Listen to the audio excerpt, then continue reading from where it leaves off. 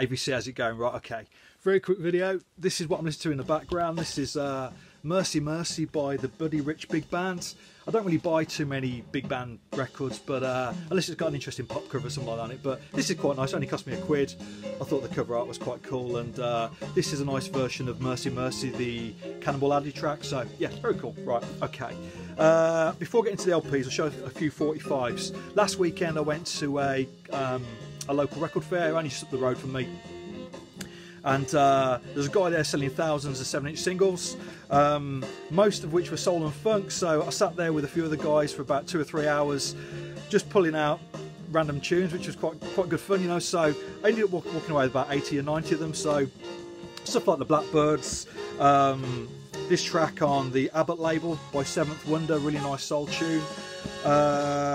Gwen McRae, Love Insurance, and I'll do a few needle drops on these at the end of the video, but a lovely version of Ode to Billy Joe by the Detroit Emeralds. If you're a Bobby Gentry fan, definitely check that out. Don't You Know a True Love by the OJs. If I didn't know who this was, if you just played it to me, I'd have thought it was the Temptations. It's got that real early 70s Norman Whitfield sound to it, so yeah, very cool. And stuff like Gloria Lynn, Try a Little Tender and stuff like that, so yeah, whatever, but yeah, plenty of that.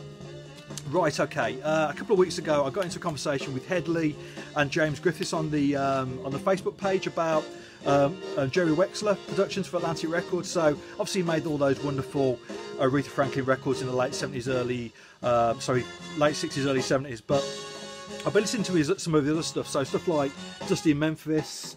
There you go. New Roots by Lulu. She made this lovely record in I think 1970. Check out her version of Feeling Alright by Traffic. Yeah, really nice sort of southern swampy funk type sound, really good. And same for Cher as well. She made this album 3614 Jackson Highway, yeah, down at Muscle Shoals. So you may well know her version of A Walk on Gilded Splinters. But yeah, great stuff. But sorry, let's turn it down a bit. But when we're sort of talking about that, Headley mentioned this album. This is Jackie the Shannon. Jackie, this came out in 1972, obviously on Atlantic Records. I've got a few of her records. I've always really liked her voice. Obviously a great songwriter, a wonderful interpreter of other people's songs as well. You know, you think about What the World Needs Now Is Love, you know, the Bacharach David song.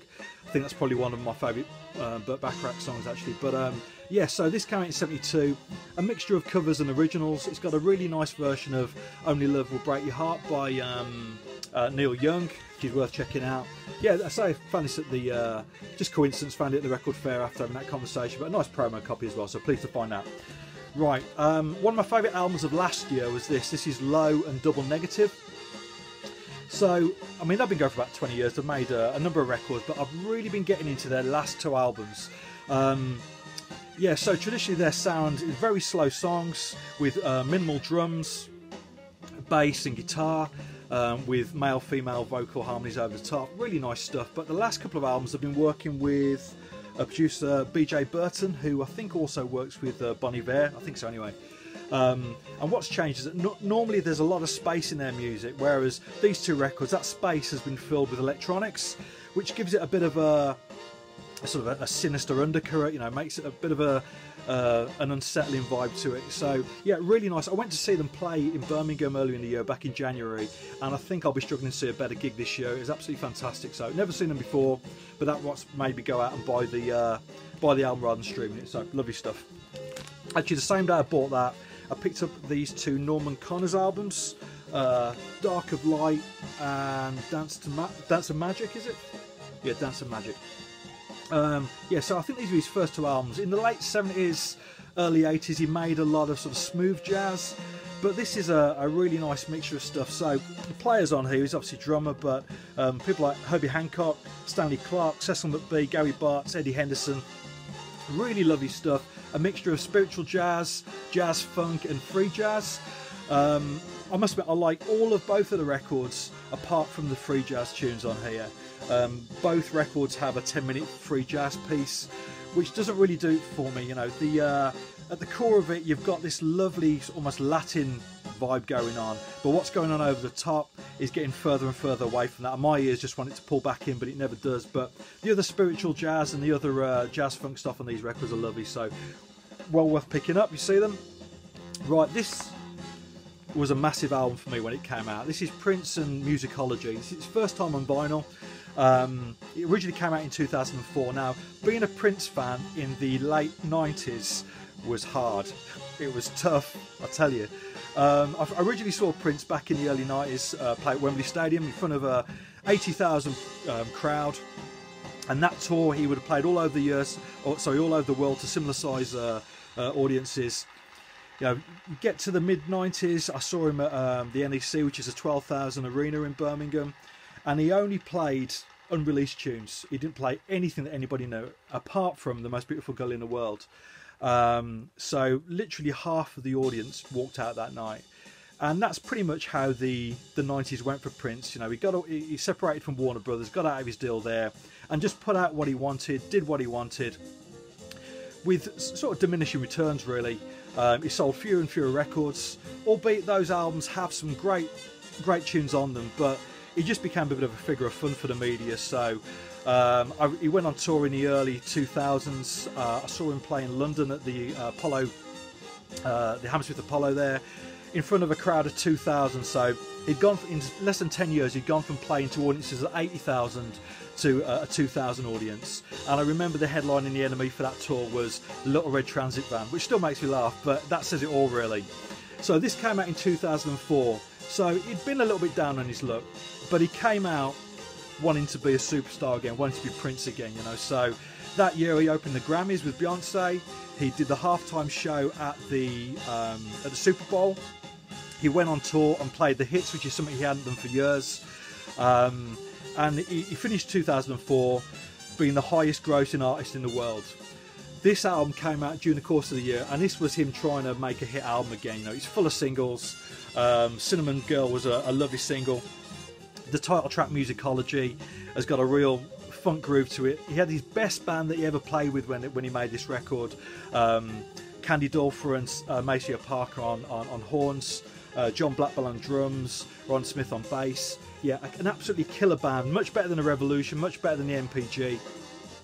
The only downside with this album is that I always think that Prince could have done with working with a producer, because a couple of songs do sound like demos, but that aside, it's a killer album, one of my favourite Prince albums. There's been a few of his albums coming out on vinyl for the first time, but this is the one that I ran out and bought. Absolutely fantastic, so cool.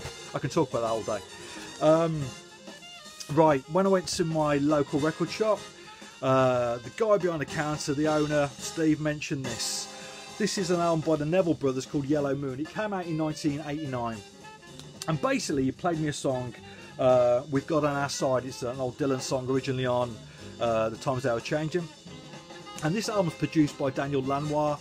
And it's got that lovely Lanois production. You think about this, you think about Dylan's Oh Mercy. It's that sort of sound. Very atmospheric, a lot of space in there.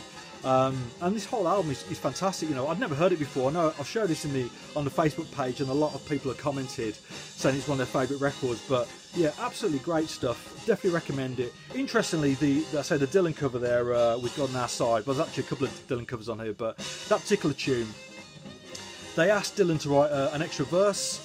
The original song came out pre-Vietnam War, so they asked for him to add a verse about Vietnam, which is lovely, you know. So, but there's not many artists that could get away with asking Bob Dylan to write him another verse of one of his songs. But yeah, great stuff. Right, a couple more very quickly. Bit of reggae. The Mighty Diamonds, Changes. This is on Virgin. Came out in. Oh, it's not on Virgin. It's on Music Works. I think this came out about 81, did it? Yeah, I think it's about 81. Yeah, this has got the original version of Pastor Cutchy, which you might know better as Pastor Dutchy, the musical youth tune. Good Birmingham lads. But yeah, this is a nice album. I've got quite a few of their albums, the Mighty Diamonds. Lovely vocal harmonies. Albeit there's one track on here, I think it might be the last track on side 1, where the vocals aren't great. I mean, I don't know if it's just me. Perhaps if Doug knows the album, perhaps he'll know the tune and pass comment. But yeah, lovely stuff. But yeah, that one tune's not right to my ears. But there you go. A couple of very quick shows. Herbie Hancock Monster. This is 1980, so this is really in the disco sort of vibe. I showed this on the Facebook page and it got a lot of stick.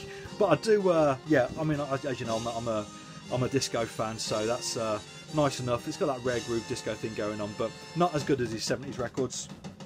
And very quickly, I picked this up off Discogs. A shout out to hippie DJ Kit, who played one of the songs from this record. This is Jesus Loves You, and the album is called The Martyr Mantras. He played a track called Generations of Love. I think he played the 12-inch of it. I didn't know it. The only song I knew off this was Bow Down Minster, which was a hit in the early 90s. I think this originally came out in 1990.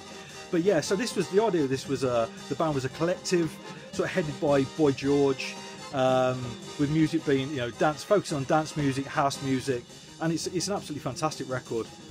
It's very much of its time. It's got that 1990 dance sound going on, but I've always loved George's voice. And there's some killer songs on here, so if that's your bag, then check it out. So, cheers. Listen.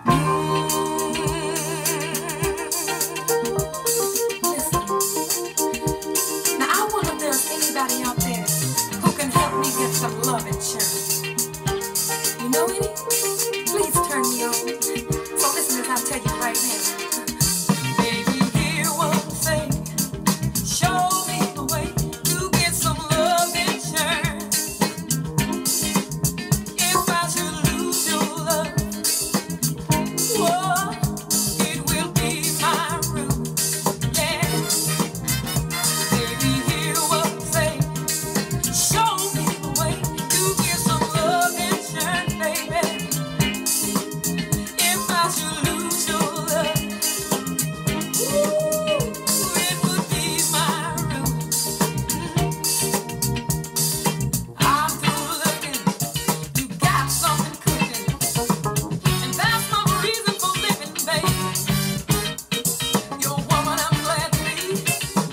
It means the world to me, especially for sweet love you give it, yeah.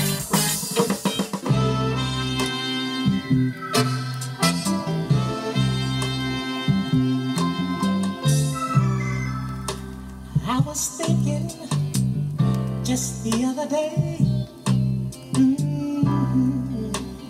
just the other day, how you came into my life and changed it,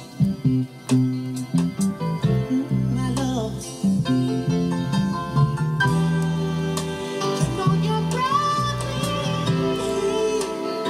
brought me out of the dark, and I keep telling myself, you don't know how blessed you are.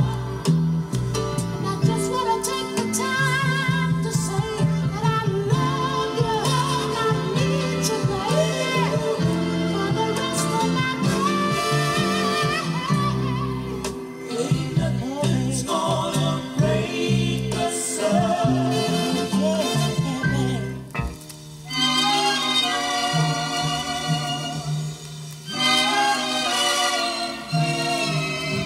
She may be weary. Women do get weary wearing the same shabby dress. But when she's weary, try a little tenderness.